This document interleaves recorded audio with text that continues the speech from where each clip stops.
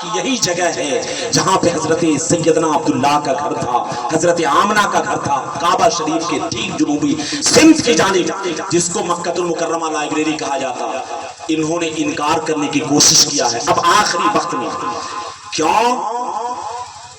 اس لیے کہ آج بھی جب خانہ کعبہ کی زیارت کے لیے کوئی جاتا ہے اور ایک طرف خانہ کعبہ کو دیکھتا ہے، ایک طرف اس جانب دیکھتا ہے جس جگہ میرے رسول کی ولادت ہوئی تھی اور جو حضور کی جائے ولادت ہے، حضور صلی اللہ علیہ وسلم کا جو گھر تھا، تو کبھی نگاہ کعبہ پر ٹکتی ہے، کبھی اس گھر پر ٹکتی ہے، اور نگاہیں فیصلہ کرنے سے پرہیز کرتی ہے کہ معزز کون ہے، کعبہ یا وہ جدھر رسول اللہ پیدا ہوئے ہیں۔ مجھ جیسا عاشق اور امتی اور غلام جب وہاں پہنچا تھا تو دل میں یہی کہہ رہا تھا کہ اے کعبہ، اگر تجھ کو کعبہ کسی نے بنایا ہے تو اسی گھر والے نے کعبہ بنایا ہے، اگر یہ گھر والا نہیں آتا تو اے کعبہ تو کعبہ، اے کعبہ آج تو کعبہ ہے تو اسی گھر والے کا نتیجہ ہے۔ اگر یہ گھر والے نہیں آتے اور انہوں نے اگر تجھ کو اپنایا نہیں ہوتا، اگر گلے نہیں لگایا ہوتا، تجھ کو چاہا نہیں ہوتا، تو ایک کعبہ تو کعبہ نہیں ہو رہا ہوتا۔ اس لیے عاشقوں کے امام نے کہا تھا، حاجیوں آؤ شانچاہ کا روزہ دیکھو، کعبہ تو دیکھ چکے، کعبے کا کعبہ دیکھو، کعبہ تو دیکھ چکے، کعبے کا کعبہ دیکھو۔ رسول اللہ کو عام بشر سمجھنے والوں سنو، جب میرے رسول کی ولادت ہوئی تھی تو ہم لوگ خوشیاں مناتے ہیں تو اعتراض ہوتے ہیں، سوالات ہوتے ہیں۔ ارے رسول اللہ کی ولادت کے وقت خانہ کعبہ کی دیوار جھک کر کے رسول اللہ کے گھر کی سلامی کا نذرانہ پیش کر رہی تھی۔ خانہ کعبہ کی دیوار رسول اللہ کے گھر کی طرف جھک کر کے سلامی کا نذرانہ پیش کر رہی تھی، اور فرشتے صدا دے رہے تھے، یا نبی سلام علیکہ، یا رسول سلام علیکہ، یا حبیب سلام علیکہ، صلوات اللہ علیکہ۔ یہ فرشتوں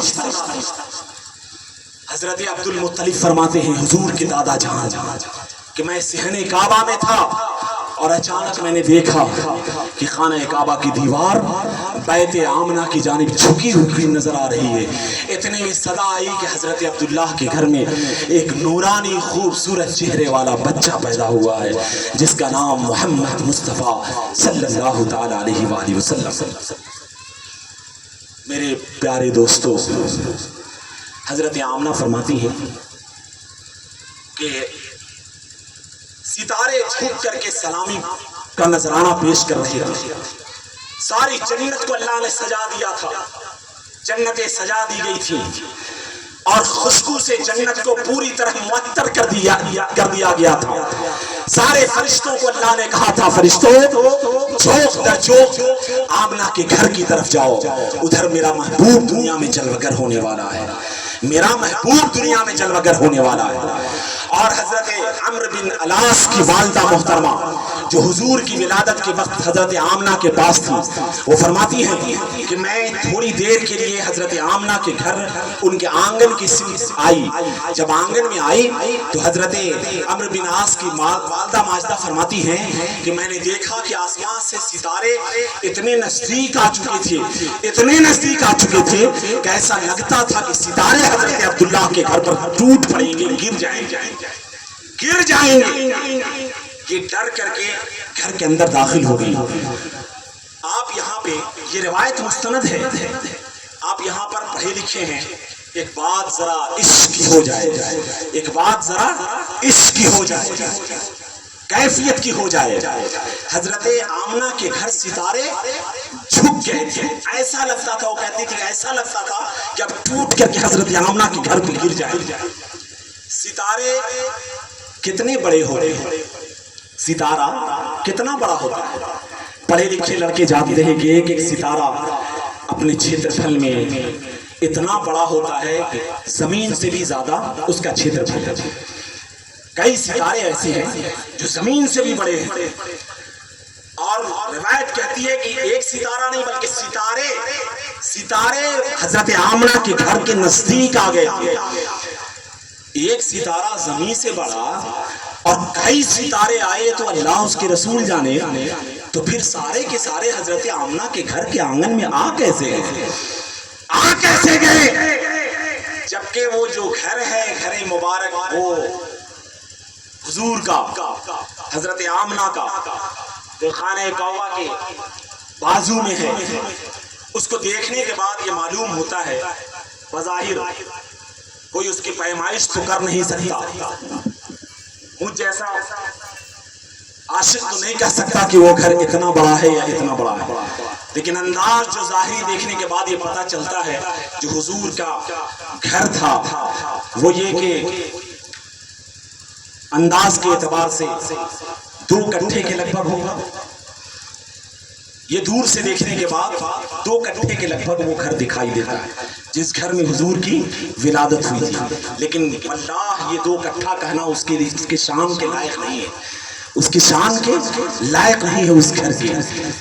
ستارے ٹوٹ پڑے تھے، ستارے چھک کر کے بیت آمنہ کے آنگن میں آئے تھے، ایک ستارہ زمین سے بڑا، کئی ستارے کیسے آئے، کئی ستارے آخر کیسے آئے؟ عاشق پہنچ کر کے اللہ والے صوفیہ بزرگان دین فرماتے ہیں کہ اصل میں معاملہ یہ تھا کہ ستاروں کو اللہ نے یہ حکم دیا تھا کہ اے ستارے تم بڑے رہو بڑا رہا کرو، لیکن بات میرے محبوب کی ہے، بات میرے نبی کی ہے، بات امام الانبیاء کی ہے، بات نبیوں کے تاجدار کی ہے، بات میرے پیارے کی ہے، اس لیے تم جہاں بڑے ہو وہی رہنا، جب محبوب کے گھر جاؤ تو ذرا سمٹ کر کے چھوٹے بن کر کے جانا، بات میرے محبوب کے ویلکم کی اور استقبال کی ہو رہی ہے، تم بڑے اپنی جگہ پہ ہو، لیکن جب میرے محبوب کے گھر جاؤ تو ذرا سمٹ کر کے اپنی اوقات میں رکھ کر کے جانا، اس لیے کہ تیرا وجود، تیری چمک، تیرا نور، تیری دمک، تیری چہک، یہ سب میرے محبوب کے صدقے میں ہے، وہ محبوب ناراض نہ ہو جائے، اس لیے میرے ستاروں جب جاؤ بیت آمنہ کی طرف تو ذرا چھوٹے ہوتے۔ یہ طریقہ بتا رہا ہے صوفیاء کا کہ بڑوں کی بارگاہ میں چھوٹا بن کر کے رکھنا چاہیے، ستارے بڑے ہیں تو کیا ہوا، بڑوں سے بڑا ہے میرا محبوب، پیاروں سے پیارا ہے میرا محبوب، اچھوں سے اچھا ہے میرا محبوب، سارے بڑے بڑوں کی تاج جہاں گر جاتی ہے وہاں سے میرے محبوب کو معراج میں، سارے بڑوں اور سارے بزرگوں کے پرواز کی جو انتہا ہے وہ میرے محبوب کے پرواز کی ابتدا، جہاں پہ جبرائیل جیسا فرشتہ دم توڑ دیتا ہے وہاں سے میرے رسول کی پرواز کی شروعات، سدرۃ المنتہا جہاں ساری خلق کی انتہا ہے وہاں سے میرے محبوب پرواز کرتے ہیں۔ کہاں سے لاؤ گے مثال میرے محبوب کی؟ فرشتوں، ستاروں، تم بڑے ہو اپنی جگہ کے لیے، لیکن میرے محبوب کی ولادت کا جشن منانے تمہیں جانا ہے، میرے محبوب کے گھر کو روشن کرنے تمہیں جانا ہے، میرے محبوب کے گھر میں نور کا انتظام کرنے تمہیں جانا ہے، اس لیے ذرا جھک کر کے چھوٹے بن کر کے جانا، کہیں ایسا نہ ہو کہ دربار محبوب میں گستاخی ہو جائے۔ یہ سیدہ آمنہ فرماتی ہیں، وہ فرماتی ہے کہ اتنا نور نکلا تھا جس میں رسول سے، اتنی روشنی نکلتی تھی کہ میں نے اس روشنی میں شام کے محلات دیکھے تھے، شام کے محلات کو، مکے میں بیٹھ کر کے ملک شام میں جو محل ہے اس کو سیدہ آمنہ فرماتی ہے رسول اللہ کے امی جان کہ میں نے نور مصطفیٰ میں دیکھا، پورا گھر جگمگ جگمگ جگمگ جگمگ ہو گیا، ایسا نور کی کسی کی آنکھیں نہیں ٹھہرتی تھی، ایسی خوشبو نکلی تھی جس میں رسول سے جو مشک و عنبر سے زیادہ اچھی تھی، یہاں تک کہ فرماتی ہیں کہ حضور کی جو ولادت ہوئی وہ مختون ولادت ہوئی، ختنہ شدہ میرے رسول دنیا میں تشریف لائے، یہ وجہ تھی کہ میرے رسول عام انسانوں کی طرح نہیں ہے، اگر عام انسان کی طرح، عام بشر کی طرح ہوتے تو پھر مختون पैदा नहीं होते।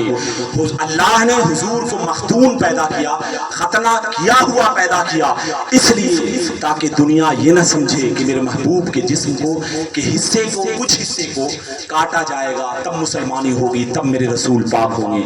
अल्लाह अकबर। ऐसा मामला नहीं, बल्कि हुजूर पाक हैं, पाक करने वाले हैं, और कितने नापाकों को हुजूर पाक कर गए। ये मेरे रसूल की शान है।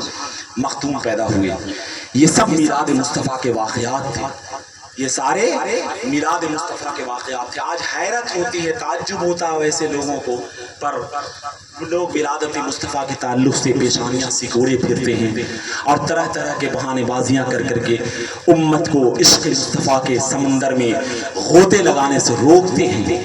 बहुत अफसोस होता है, बहुत अफसोस होता है।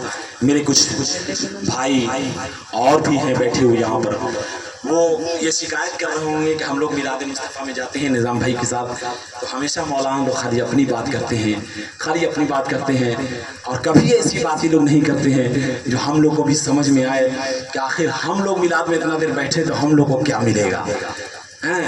हमेशा लेकर के ऑपरेटर के नाम पे चले आते हैं 12 बजे रात तक, 1 बजे रात तक, और मिलाद हम लोग को सुनवाते रहते हैं। अब कभी कोई मौलाना ये नहीं बताते हैं कि इतने देर तक जो हम लोग मिलाद में बैठते हैं तो क्या मिलेगा। पैसा तो जो देंगे कमेटी वाले देंगे, वो तो उनकी मजदूरी है, मेहनत है, उजरत है, वो लेंगे और आपको देना ज़रूरी है। हुजूर फरमाते हैं कि मजदूर की मजदूरी उसके पसीने गिरने से पहले अदा कर दिया करो।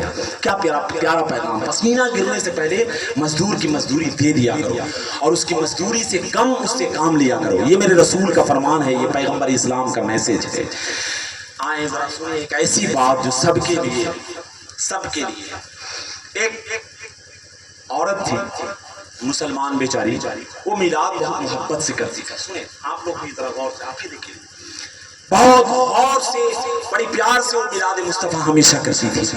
जब भी मिलाद के लिए उसको शौक होता था, मिलाद मुस्तफ़ा की महफिल सजाती थी। उसके बगल में एक नॉन मुस्लिम एक घर था, ये आवाज़ मिलाद की उस घर में भी जाती थी।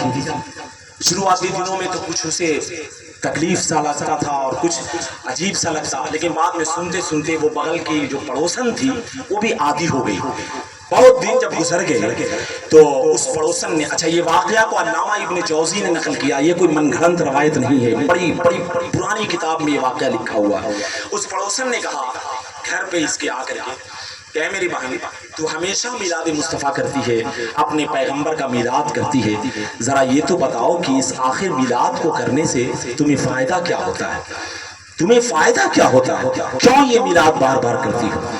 तो उस मुस्लिम औरत ने कहा कि हम जो मिलाद मुस्तफ़ा करते हैं ना, इससे मेरे घर में बरकत होती है, इससे मेरे घर में बरकत होती है, पैसा कम कमाते हैं, मामला सब पूरा हो जाता है, हम परेशानी से बचते हैं और आफत मुसीबत से हम बचे रहते। उसने कहा अच्छा ये बात है।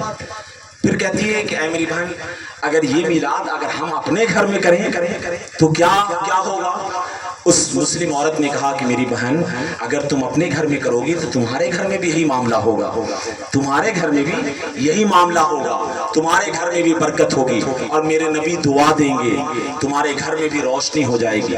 उस औरत ने कहा ठीक है, जब ऐसी बात है तो हम भी अपने घर जाकर के इसका फैसला करेंगे।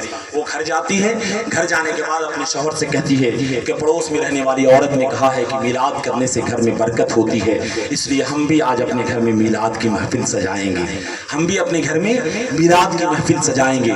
और उस औरत ने बड़ी कदर के साथ, बड़ी मोहब्बत के साथ अपने घर में मिलाद मुस्तफ़ा की महफिल सजाया। हजरत मोहम्मद सल्लल्लाहु अलैहि वसल्लम के मिलाद की महफिल उसने सजा दिया, मिलाद की महफिल सजाया। रात हुई, उस औरत को नींद आई, नींद की हालत में किस्मत बेदार थी। ख्वाब में मेरे नबी सल्लल्लाहु ताला अलैहि वसल्लम उस औरत के तशरीफ लाते हैं, ख्वाब में आए और आने के बाद कहते हैं क्या मेरी बेटी, अब तक तूने कलमा नहीं पढ़ा था, तू मुसलमान नहीं थी, मुझे मानती नहीं थी, लेकिन मोहब्बत में तूने मेरे नाम की महफिल सजाई है, मिलाद की महफिल सजाई है। मैं दुआ देता हूँ कि अल्लाह तेरे घर को सजा दे, तेरे दिल की दुनिया को सजा दे। और हुजूर ख्वाब में उसे दुआ देते हैं, यहाँ तक कि ख्वाब में औरत हुजूर का चेहरा देखती है और हुजूर के नूरानी चेहरे को देख करके वो कलमा पढ़कर मुसलमान हो जाती है। کلمہ پڑھ کر کے وہ عورت مسلمان ہو جاتی ہے، مسلم ہو گئی، اس نے اسلام مذہب کا قبول کیا۔ صبح ہوئی تو اس نے اپنا بستر سمیٹنا شروع کیا، کپڑے سریانا شروع کیا، اپنے سارے ساز و سامان کو بٹورنا شروع کیا، اور ایک جگہ وہ سامان اپنا ایک جگہ کر رہی تھی اکٹھا، اتنے میں اس کے شوہر کی نظر اس پہ پڑی، اس نے دیکھا کہ سامان اپنا تہہ کر رہی ہے، کچھ نہیں بولا، دل میں یہ فیصلہ تھا کہ اب تو میں مسلم ہوں اور اس کے ساتھ کیسے رہوں گی، میں کلمہ پڑھتی یہ کلمہ نہیں پڑھتا، اس لیے اب اس گھر سے ہم جدا ہو جاتے ہیں۔ تھوڑی دیر کے بعد اس کی نظر اپنے شوہر پہ پڑتی ہے، شوہر پہ جب نظر پڑی تو اس عورت نے دیکھا کہ شوہر بھی اپنا ساز و سامان لپیٹنے میں پڑا ہوا ہے، سارا سامان وہ بھی اکٹھا کر رہا ہے۔ اب بیوی کو نہ شوہر سے پوچھنے میں بن رہا ہے، نہ شوہر اپنے بیوی سے پوچھ رہا ہے کہ آخر معاملہ کیا ہے، ادھر بیوی بھی سامان لپیٹ رہی ہے، ادھر شوہر بھی سامان لپیٹ رہا ہے۔ جب برداشت نہیں ہوا تو بیوی نے کہا شوہر سے کہ میرے بھائی، اب تک تو میرا شوہر تھا لیکن میں نے میلاد مصطفیٰ منایا، حضور میرے خواب میں تشریف لائے، انہوں نے مجھے کلمہ پڑھایا ہے، اس لیے اب میں تیرے ساتھ نہیں رہ سکتی، میں اب اس گھر سے جا رہی ہوں، مجھے اجازت دے دو۔ تو شوہر کہتا ہے کہ اے میری بہن، جو خواب تو نے رات میں دیکھا ہے اور جس پیغمبر کی تو بات کرتی ہے وہ پیغمبر میرے خواب میں بھی آئے ہیں، اور میرے خواب میں بھی آ کر کے انہوں نے مجھے کلمہ پڑھایا ہے اور مجھے اپنی صورت دکھایا ہے، اور میں بھی آج سے مسلمانوں کا ساتھ ہو گیا ہوں، اور میں بھی کہتا ہوں کہ میلاد مصطفیٰ منانا چاہیے، اس سے بہت فائدہ ہوتا ہے۔ دونوں ایک دوسرے کو گلے لگاتے ہیں اور گلے لگانے کے بعد خوشی خوشی اپنے گھر میں رہنے لگتے ہیں۔ اے میرے پیارے اللہ کے بندو، ذرا سوچو تو صحیح کہ میلاد مصطفیٰ منانے سے صرف ہمارا فائدہ نہیں ہوتا، میلاد کی آواز جہاں تک جاتی ہے سب کا فائدہ ہوتا ہے، میلاد کی محفل کی روشنی جہاں تک جاتی ہے اس کا بھی فائدہ ہوتا ہے، میلاد میں جلائی جانے والی خوشبو دمک جہاں تک جاتی ہے اس کا بھی فائدہ ہوتا ہے۔ میلاد مصطفیٰ کسی ایک ریلیجن اور ایک دھرم کی چیز نہیں ہے، یہ سب کچھ ہے میلاد مصطفیٰ کے صدقے میں۔ ہم عزت کرتے ہیں حضور کی، سب کو عزت کرتا ہے حضور کی، سب کو چاہیے کہ حضور کے نقش قدم پر چلے، حضور کے بتائے ہوئے راستے پر چلے۔ میرے رسول صلی اللہ تعالیٰ علیہ وآلہ وسلم کی میلاد کی محفل سجانے والوں، جاتے جاتے صرف ایک سنت اور ایک طریقہ حضور کا سن لیں تاکہ سب سے ضروری جو اہتمام ہے میلاد کا وہ حق ادا ہو جائے۔ حضور فرماتے ہیں کہ اگر تین چیز کسی کے گھر میں ہوتی ہے اس کے گھر میں رحمت کے فرشتے کبھی داخل نہیں ہوتے۔ آج ہر کوئی کہتا ہے کہ ہم پیسہ کماتے برکت نہیں ہوتی، ہمارے گھر میں پریشانیاں ہیں، بیماری ہے، کیس ہے، فوجداری ہے، پریشانی ہے، کچھ سمجھ میں نہیں آتا۔ کوئی مولانا صاحب کے پاس جاتا ہے، کوئی پنڈت جی کے پاس جا کر کے دعا تعویذ کراتا ہے، جنتر منتر لکھاتا ہے، جھاڑ پھونک کراتا ہے، کچھ نہیں ہوتا، کوئی حاصل نہیں ہوتا، پریشان انسان رہتا ہے۔ حضور فرماتے ہیں کہ تین کام جس کے گھر میں ہوتا ہے کبھی بھی وہ بندہ خوش نہیں رہ سکتا، کبھی رحمت کے فرشتے اس کے گھر میں نہیں آئیں گے، کبھی سکون نہیں ہوگا۔ پہلی بات یہ کہ جس کے گھر پہ کتا رہتا ہے، جس کے دروازے پہ کتا رہتا ہے، کتے کے منہ سے جو نکلنے والا لعاب ہوتا ہے، تھوک ہوتا ہے، وہ ناپاک ہوتا ہے، اور یہ جہاں بیٹھتا ہے اپنا تھوک گراتا ہے، اور یہ جہاں تھوک گرا رہے گا اس کا وہاں پہ رحمت کے فرشتے نہیں آئیں گے، حضور فرماتے ہیں۔ دوسری بات یہ، حضور فرماتے ہیں کہ جس کے گھر میں کسی جاندار کی تصویر ٹنگی ہوئی ہوتی ہے، جاندار کی تصویر جس کے گھر میں ٹنگی ہوئی ہو، کھلی تصویر ہو، برہنہ، حضور فرماتے ہیں رحمت کے فرشتے اس گھر میں داخل نہیں ہوتے۔ اور تیسری بات میرے آقا فرماتے ہیں کہ جس گھر میں کوئی ناپاک آدمی رہتا ہو، ناپاک آدمی رہتا ہو، ناپاکی کے حالت میں، اس گھر میں رحمت کے فرشتے نہیں آتے۔ ہم اور آپ اپنا محاسبہ کریں کہ اگر میری زندگی میں پریشانی ہے تو کہیں یہ تین کام میں سے کوئی ایک کام ہم کر تو نہیں رہے ہیں۔ ہر وقت پاک رہنے کی کوشش کریں، میلاد مصطفیٰ کا یہی پیغام ہے۔ اپنے گھر کو ناپاکیوں سے صاف کریں، میلاد مصطفیٰ کا یہی پیغام ہے۔ اور ناپاک چیز، ناپاک جانور، ناپاک آدمی، ناپاک کپڑا، ناپاک بستر، ناپاک جگہ گھر کے اندر کچھ نہیں رہے، پھر دیکھیں کہ آپ کے گھر میں برکت کیسے ہوتی ہے، آپ کے گھر میں رحمت کا نزول کیسے ہوتا ہے۔ بس جاتے جاتے یہی حضور کا پیغام تھا، یہی حضور کی محبت کا پیغام تھا۔ حضور نے فرمایا کہ جب راستے میں تم چلا کرو تو اگر راستے میں کوئی پتھر بھی دیکھو تو اس کو اپنے ہاتھوں سے ہٹا دو، سب سے بڑا صدقہ ہے۔ اس نیت کے ساتھ ہٹا دو کہ اگر ہم پتھر ہٹائیں گے تو اس سے کسی مسافر کو آسانی ہوگی۔ یہ پیغمبر اسلام کا میسج ہے۔ اس لیے ہماری زندگی سے کسی کو تکلیف نہیں ہو، ہماری زندگی میں محبت ہو۔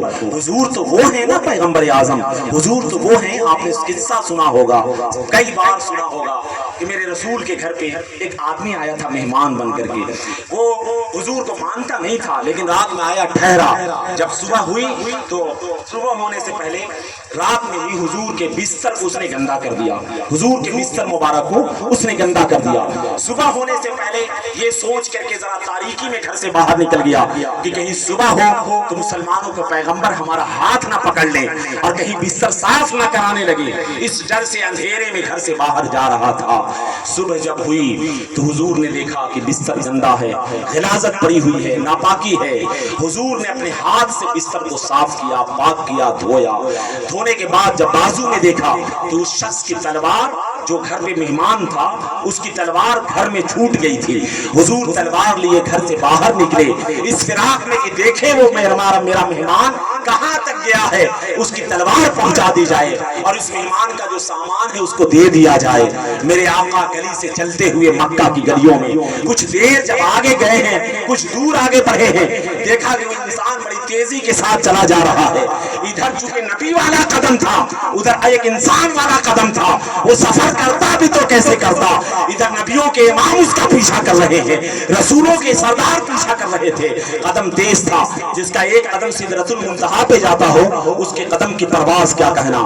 ملا وہ ڈرا سہما ہوا تھا, ڈرا ہوا تھا کہ کہیں بدلہ تو نہ لینے لگیں گے. لیکن کہا حضور نے کہ میرے پیارے بھائی, ارے تیری تلوار میرے گھر میں چھوٹ گئی ہے, ذرا اپنی تلوار تو لیتی جا, اپنی تلوار تو لیتے جا. حضور نے اس کو تلوار دیا, پھر اس کو الوداع کہا, رخصت کہا اور اس کو معاف بھی کر دیا. یہ پیغمبر اسلام کا میسج ہے. آج ہمارا اخلاق, ہمارا کردار, ہمارا کیریکٹر کہاں گرا ہوا ہے اور ہم کس حد تک جا چکے ہیں. اپنے اخلاق اور کردار اور محبت اور باہمی انسانیت کے جذبے نے ہمیں کہاں لا کر کے کھڑا کر دیا ہے. کہاں گئی وہ غیرت, کہاں گئی وہ محبت, کہاں گیا وہ اخلاق, کہاں گیا وہ کردار. آج ہم مذہب میں, دھرم میں, ریلیجن میں, فرقے میں, ذات میں, بات میں, برادری میں ٹوٹے ہیں. میرے یار سب کچھ ہے, سب کچھ ہے, لیکن کم سے کم آخری حد پہ پہنچ کر کے سامنے آپ کے انسان کھڑا ہے. انسان کھڑا ہے. ایک انسان دوسرے انسان کا دشمن کبھی نہیں ہو سکتا. ایک انسان دوسرے انسان کے ساتھ عداوت کرنے والا کبھی نہیں ہو سکتا. آخری پلیٹ فارم پہ پہنچ کر کے اس بات پہ صلح کر لیا کریں, محبت سے مل لیا کریں کہ ہے تو انسان اللہ کی بنائی ہوئی مخلوق. قسم سے یہ جذبہ اگر ہمارے اندر پیدا ہو گیا, محبت کی شمع آج بھی جگمگائے گی اور نور کی محفل آج بھی سجے گی. سب ایک دوسرے کے بھائی ہوں گے, سب ایک دوسرے کے رفیق ہوں گے, ہمدم ہوں گے. بس یہی میسج تھا حضور کی میلاد کا. ہم سب محبت سے رہیں, اخلاق سے رہیں. عقیدہ جس کا جو ہے اس سے نہ لڑیں, نہ جھگڑیں, نہ منتشر ہو. اپنی بات پیار سے اس تک پہنچائیں, منوائیں, مضبوطی کے ساتھ منوائیں. اگر مانتا ہے تو مانے, نہیں مانتا ہے کوئی بات نہیں ہے. لکم دینکم ولی دین, تمہارا دین تمہارے ساتھ, ہمارا دین ہمارے ساتھ. ہمیں حضور کی محبت کام آئے گی, آپ کا اللہ مالک ہے کون کام آئے گا. بس اتنی ہی سی بات تھی. خوب کی سیر چمن, پھول چوری شاد رہے باغ ماں, جاتا ہوں میں گلشن تیرا آباد رہے. آمین. وآخر دعوانا الحمدللہ رب العالمین. استغفر اللہ ربی من کل ذنب واتوب الیک. لا الہ الا اللہ محمد رسول اللہ صلی اللہ تعالی علیہ وآلہ وسلم. سلام پڑھنے محبت کے ساتھ.